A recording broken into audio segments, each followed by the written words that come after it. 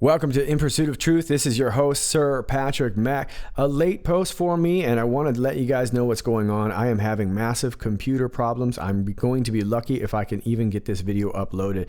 I lost about 8 hours of my work, and I still got more Q to bring you. I'm going to bring you a bunch of Q posts here if I can get this uploaded, and then I'm probably going to give you a part 2, but I just want to let you know I'm not going to be reading through this. We're going to get started right on this because, unfortunately, I've probably lost all that. I may have to even start some of this again.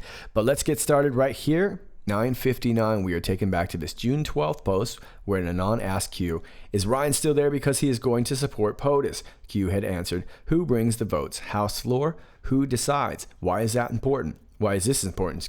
What is coming? Full weight of the House. Some must remain clean distance from what is about to happen. And of course, we are talking about Speaker of the House, Paul Ryan, and he's going to be very, very key because he's the sort of the one organizing this demand. And now we're taking to this Fox News link, and Q says, do you believe in coincidences?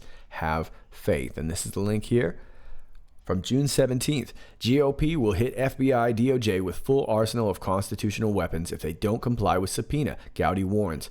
House Oversight Committee Chairman Trey Gowdy told Fox News Sunday that House Speaker Paul Ryan led a meeting Friday night with senior members of the DOJ and FBI and made it clear that there's going to be action on the floor of the House this week if FBI and DOJ do not comply with our subpoena request.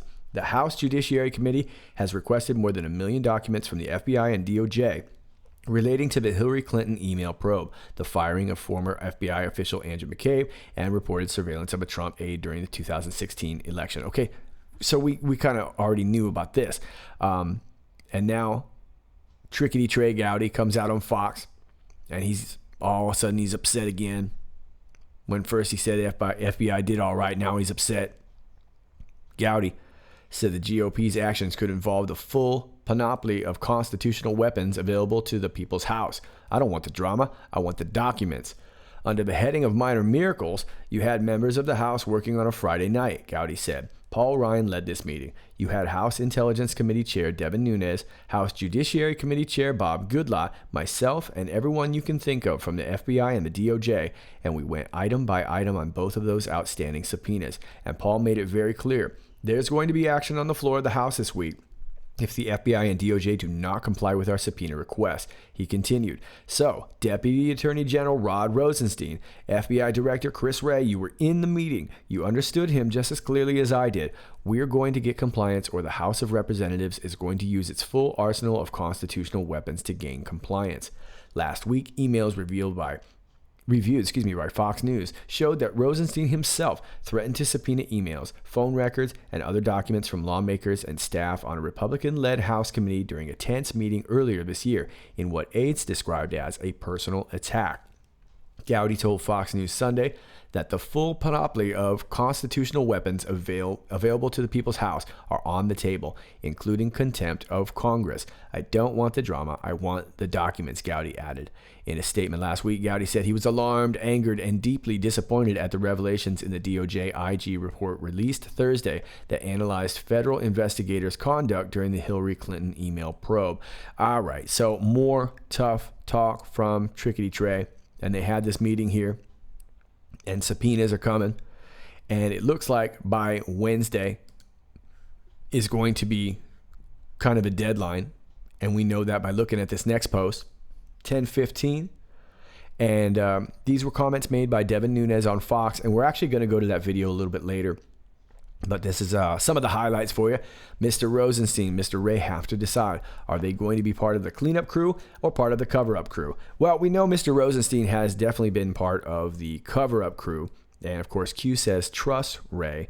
So we're going to assume that he's going to be part of the cleanup crew. But we can't clean up until Rosenstein gets out of the way. Because, as we know, Christopher Wray reports to Rosenstein. Awaiting news today regarding when spying really began. DOJ didn't know a month ago. Why didn't they reveal immediately at POTUS?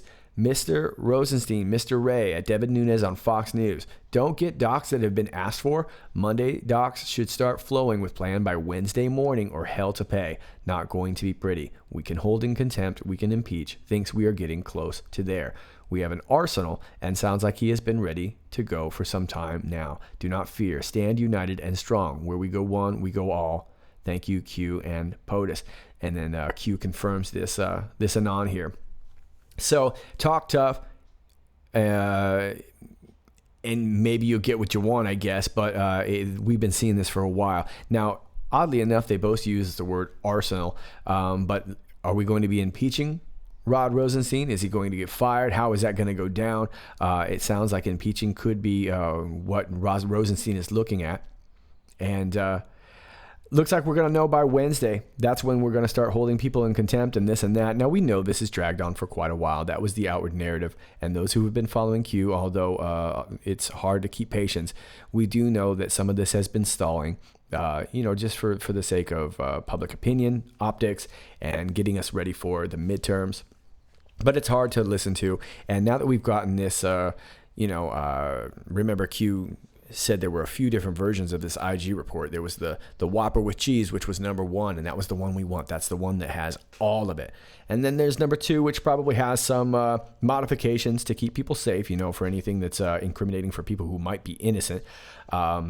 But no redactions. And then, of course, we've got the Rod Rowe version, and that's 2 and 3. And we got the redacted modified version, and we don't want that. That's the DJ Rod Rowe remix. That's what I call that. And that sucks. It doesn't have a good beat. We can't dance to it, and I don't want to hear that. I'm trying to hear the Japanese live bootleg, which is the number 1, the Whopper with cheese, the whole enchilada. That's what we want. And I can't help but think that this was released the way that it was going to be kind of a 3-2-1 deal. Now, I want to explain what I mean here by taking you back to this June 12th post where Q says, "Where is Rod Rosenstein? What country specifically? Why? Insurance pleas will fail. You cannot hide what is already known and can be proven." Of course, they're talking about the IG report, and Rod Rosenstein on that day was in Canada, and he was speaking to all the Bilderbergers and all those creeps that didn't make it to the G7. Rothschild was there and blah, blah, blah, blah, blah. Well, he was probably trying to make some deals over there as well, too. And then we see this Rod Rosenstein with 3 brackets here, and I'm not sure exactly what the number signs or pound signs, whatever you want to call them, on either side, but we've got these 3 brackets. Keep that in mind. Now I want to take you to the 14th of June, where we see Rod Rosenstein now is in 2 brackets, and you can see that we were talking about the IG reports. Remember, number 1, the original IG, the big Whopper with cheese. Number 2, the Rod Rowe modified, unredacted version. And then, of course, what we got, number 3, the modified IG redacted report, Rod Rosenstein version. That was the one that Q said was going to be released. And then it goes on to say, SEC, FBI, DOJ handling of Hillary Rodham Clinton email investigation. And then that's the first time we see Rod Rosenstein with 2 brackets. And then we see that the next day on the 15th right here, where Q takes us back to a May 21st post, and the picture is entitled 3-2-1, Rod Rowe. And we see it again. Rod Rowe approved, signed FISA warrant applications to extend surveillance on POTUS, others. What evidence to support? Snowball. Rod Rosenstein at White House. And of course, that was the meeting that they had. Why was Rachel Brand removed? And of course, she might be getting subpoenaed too. Remember, she was fired. Of course, she said she went to Walmart for low prices, but she got canned. Q says critical thinking. Okay, so now we've got Rod Rowe in 2 brackets. And finally, I want to take you back to this post on the 13th, where Q says, when the info is released, Rod Rosenstein no more, and we have them just 1 set of brackets. Now, to be fair, throughout Q posts, we see Rod Rosenstein's name with just 1 set of brackets around, but I'm wondering if it could be sort of these IG reports could be sort of a layering. This first one, which is really just exposing that Rod Rosenstein altered this report, and as far as what the second layer will reveal, will remain to be seen, but it could be sort of a 3-2-1 Rod Rowe kind of deal, if that makes sense. All right, we're moving on. The Anon finishes the post by saying, "Do not fear, stand united and strong. Where we go one, we go all. Thank you, Q and POTUS." And incidentally, later on, we see this off the POTUS schedule tweet. Sunday, 17th of June, 2018, 3:45. Additional POTUS travel outside the White House secure area is not expected for the remainder of today and tonight. Stand up for what is right, united and strong. Stand united and strong. Interesting. So there's another Q proof for you there. We are moving on to the next post. And Anon says, about time Congress acted like it still has some power. We'll see. Intelligence branch has had it neutered with so-called national security. Q says, Google op provided undeniable proof. How do you share what you already know legally? Those who don't act now know they cannot hide the reasons why. What a wonderful day, Q. And I think the wonderful day is referring to this post here, which is posted again by an Anon. The Google bike on Google campus, where Q said access kills, POTUS in good spirits today. Morning strolls are refreshing, 2.5 hours, Q. Now, the 2.5 hours, of course, was talking about the meeting with Rod Rosenstein.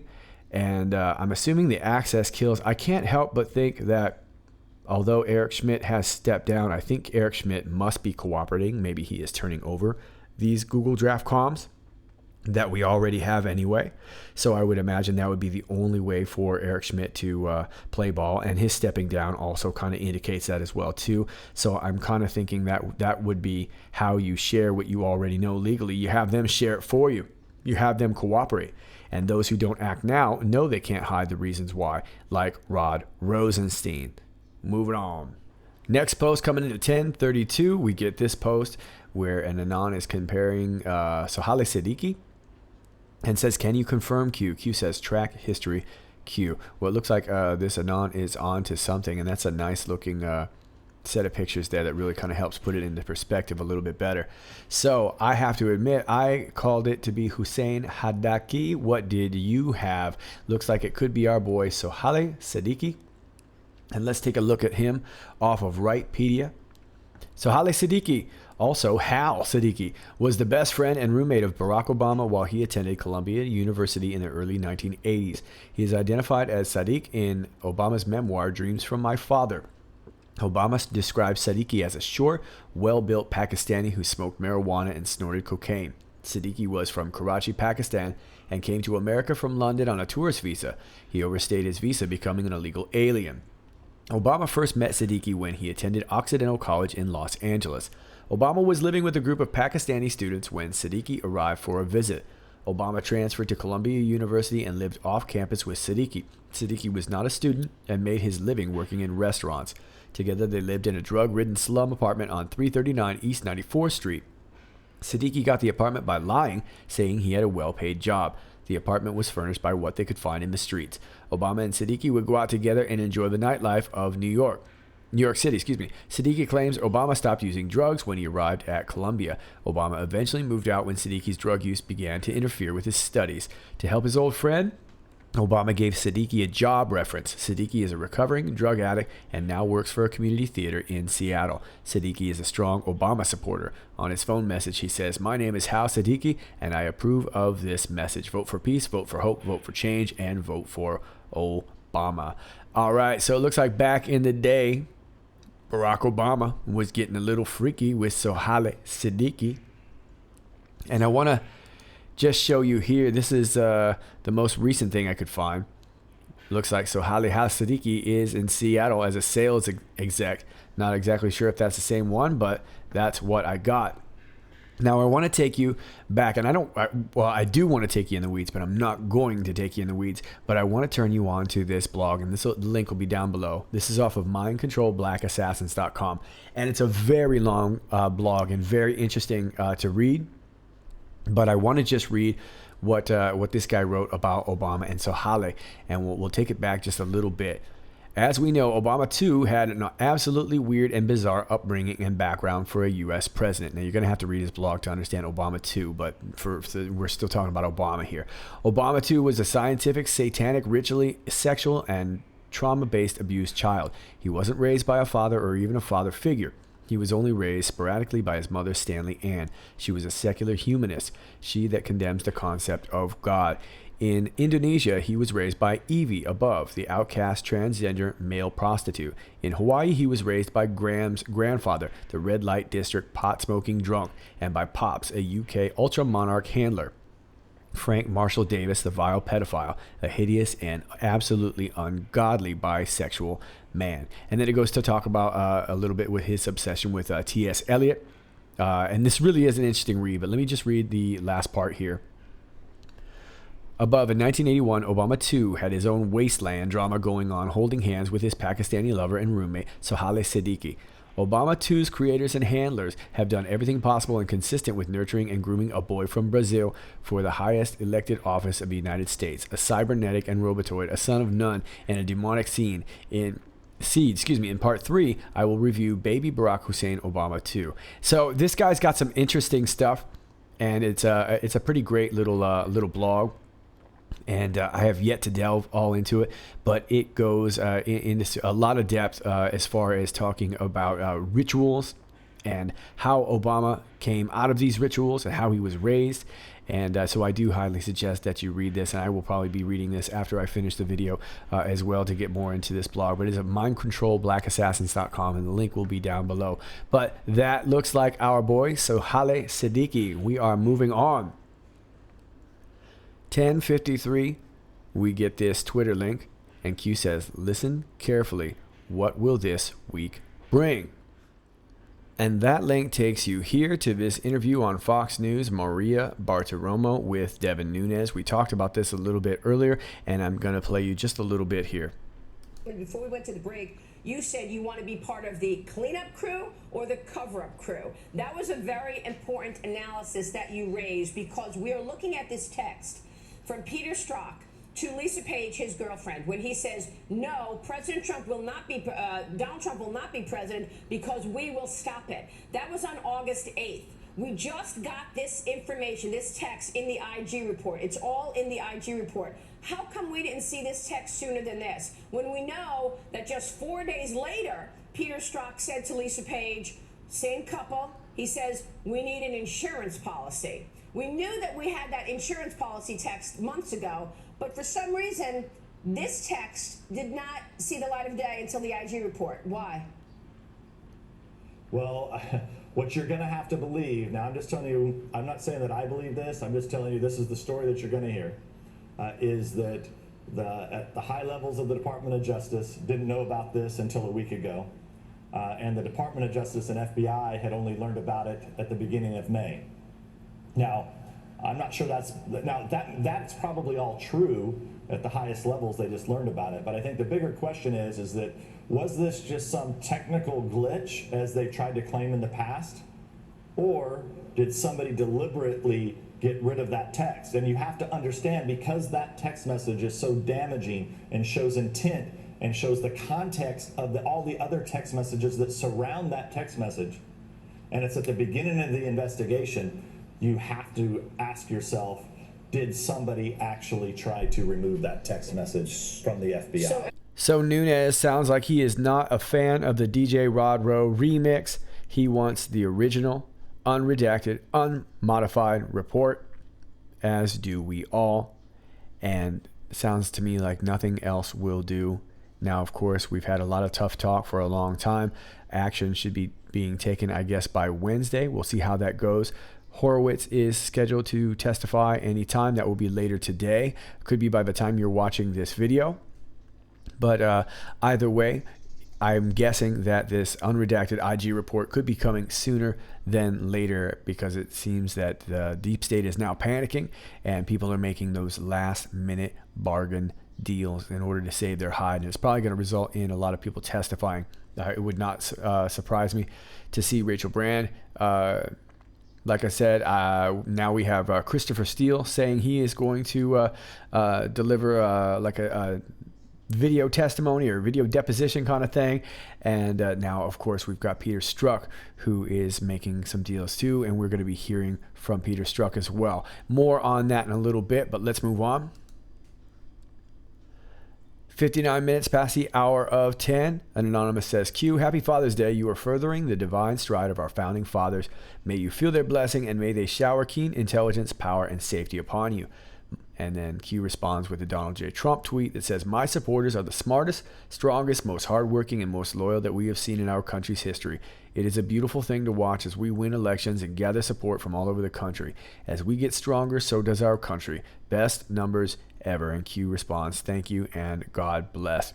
So happy Father's Day to all you fathers out there. Happy Father's Day to you as well, President Trump, and to you Q team members who might be fathers. Happy Father's Day to you as well. And I think this is also kind of a shout out from the president to us as well. So the president is saying how hardworking we are and loyal, and I'm sure that that is something that the president really appreciates right now.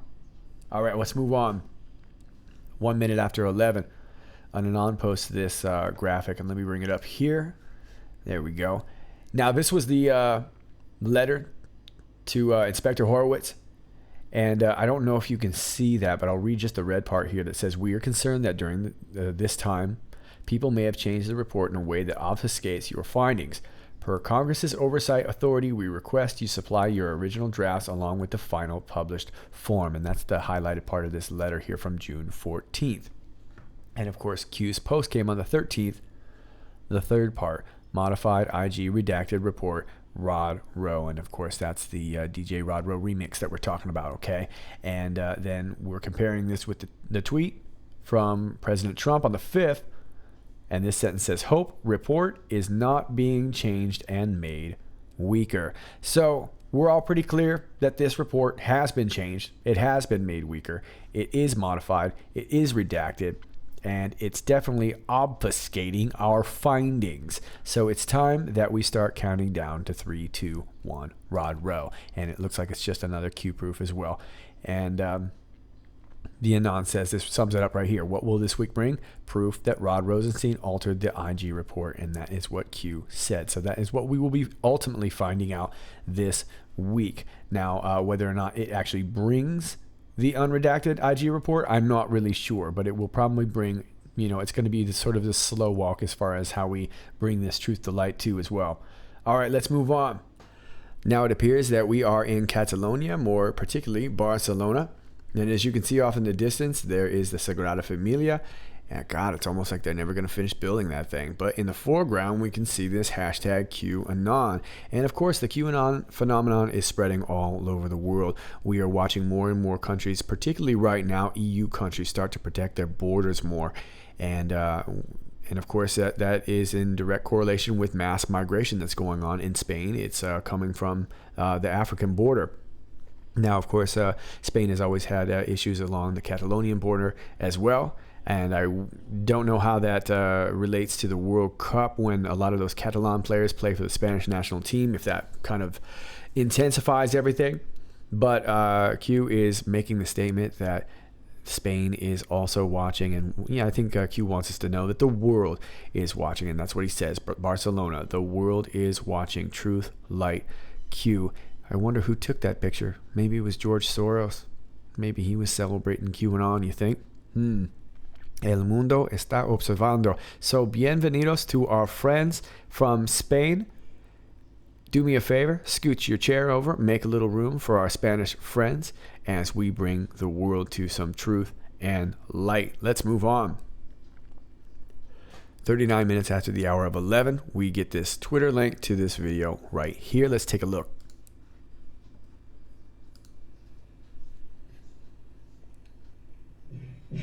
And for the international order that we have worked for generations to build. Ordinary men and women are too small-minded to govern their own affairs. That order and progress can only come when individuals surrender their rights to an all-powerful sovereign.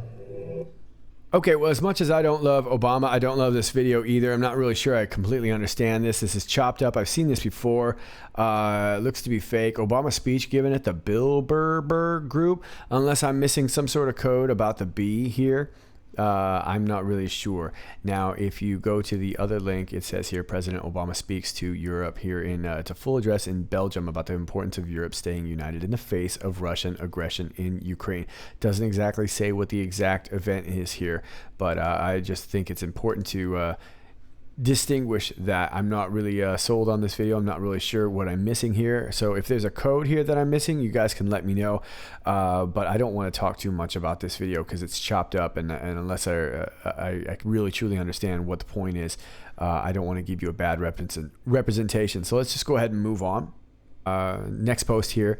in which an Anon says, "Holy smokes, they are in for it. You really do have it all." And Q responds, "Happy Father's Day, Q." And that was a speech from Obama. And we're just going to keep moving through some of these posts because it's actually explaining it here. This one comes in 12:05, responding to an Anon that says, Bater Sartre, I don't know how to say that, I'm sorry, Sartre, published on 31 July 2016. And then this link takes you actually to the full one, which is right here. And we'll talk about that in just a minute. But it says this Obama speech was given at the Bilderberg Group conference in Brussels, Belgium on May 23rd, 2014, and Obama's comments are chilling. This was sent by a German friend after the YouTube version from the US was pulled. It's unbelievable that Obama actually says this out loud, and Q confirms it and sends this link. Lead in was cover. Exit out was missing what? So I took the liberty of skipping you past the introductions, and here is the lead in. Distinguished guests, we meet here at a moment of testing for Europe and the United States, and for the international order that we have worked for generations to build. Throughout human history, societies have grappled with fundamental questions of how to organize themselves, the proper relationship between the individual and the state, the best means to resolve inevitable conflicts between states. And it was here in Europe, through centuries of struggle, through war and enlightenment, repression and revolution, that a particular set of ideals began to emerge. The belief that through conscience and free will, each of us has the right to live as we choose. The belief that power is just derived from the consent of the governed, and that laws and institutions should be established to protect that understanding. Okay, so there is your lead in. Now, if I may, let me take you to the exit. In the end, the success of our ideals comes down to us, including the example of our own lives, our own societies. We know that there will always be intolerance, but instead of fearing the immigrant, we can welcome him. We can insist on policies that benefit the many, not just the few. That an age of globalization and dizzying change opens the door of opportunity to the marginalized and not just a privileged few. Instead of targeting our gay and lesbian brothers and sisters, we can use our laws to protect their rights. Instead of defining ourselves in opposition to others, we can affirm the aspirations that we hold in common. That's what will make America strong. That's what will make Europe strong. That's what makes us who we are. And just as we meet our responsibilities as individuals, we must be prepared to meet them as nations. Because we live in a world in which our ideals are going to be challenged again and again by forces that would drag us back into conflict or corruption. We can't count on others to rise to meet those tests. The policies of your government, the principles of your European Union will make a critical difference in whether or not the international order that so many generations before you have strived to create continues to move forward or whether it retreats. And that's the question we all must answer. What kind of Europe? What kind of America? What kind of world will we leave behind? And I believe that if we hold firm to our principles and are willing to back our beliefs with courage and resolve, then hope will ultimately overcome fear, and freedom will continue to triumph over tyranny. Because that is what forever stirs in the human heart. Thank you very much.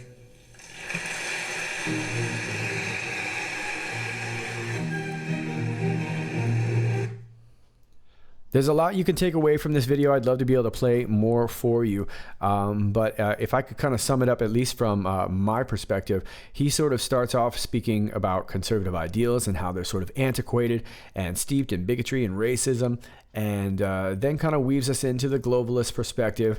And he kind of compares and contrasts them. And he never really gives you a clear-cut stance on where he is, which is, of course, what he was always a master of, is being sort of on the fence and leading people around with a bunch of keywords and things like this. But we clearly know that he is a globalist, and that's the way that it seemed to kind of get left at the end, knowing that. Now, of course, that was the video that we all saw. It looks like there was clearly some edited parts out of there. But the other thing that I noticed is that as he walked off, there was no kind of presidential sounding music to lead him out. There was no hail to the chief or, anything like that.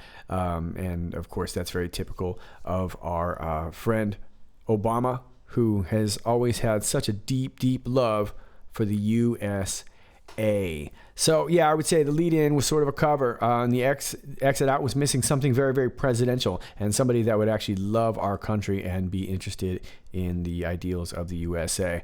So let's go ahead and move on. 6:35 a.m. we get this at 2:20, and it is a link to USA Today, and Q says it's coming. And I'm very, very sorry I can't play this for you.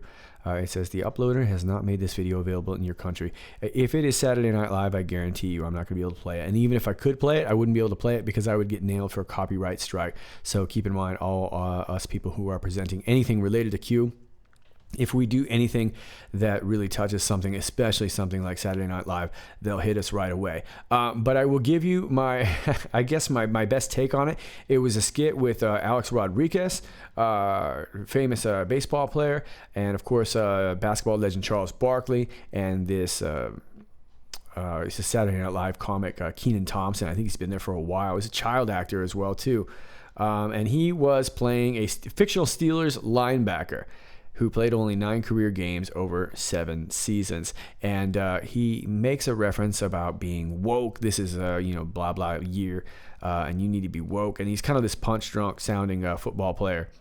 So, of course, they need to lampoon. And he says something to, he's talking about downs about football. And he says, every down matters, and every kiss begins with Q. And I think it's just kind of a very much like we've seen before. Q says it's coming. This is very indicative of how Hollywood and the mainstream media introduces things like that. They are not going to premiere Q on a news channel. They are going to premiere Q on lampoon shows.